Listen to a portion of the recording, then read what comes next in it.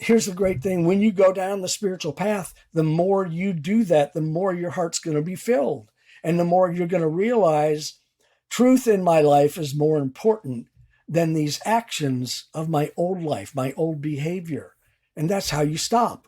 You don't do it overnight. I was listening to your in a year, break free in a year. And you're right. It doesn't happen overnight. It may not happen in 30 days, but it will happen if you continue to be persistent and change your thought, then change your action. That will change your habit. That will change your character. And changing your character, being more like Christ in your responses, will change your destiny. You'll be able to walk away from pornography. Look, sex is mental first, always. If you need to masturbate, don't go to the porn site. Use your imagination. That's when God will show you he loves you. He made you a man. He gave you that urge, and he gave you a way to satisfy that urge, in a safe place and a safe way. Don't go to the pornography site. Use your imagination. And every time you masturbate using your imagination, you're going to find that the physical release is there, but you don't need to go to the negative place.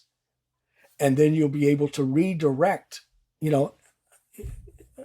it's thinking, it's action, it's consequences. I thought you were going to go somewhere completely different. And I want to ask you about something you said at the beginning, but I do want to make sure that I make it very well known and clear on my end. I partially disagree with something you shared there. And this is speaking to the men that are really struggling with pornography. Like, if you have a problem that you're trying to break, there's a compulsive behavior within your life. And this is not discrediting what you said. This is me speaking from a level of expertise and also making sure that the men that I'm helping and serving are going to get this from me. If you're struggling with pornography, you need to learn how to control your sexual desires. You don't need to go explore your imagination yet, because the brain cannot decipher the difference between a visualization or an imagination and the reality. So all you're doing in that imagination, especially if you're going to tap into previous pornography scenes, is you're continuing to harden those neural pathways. So what we coach and teach upon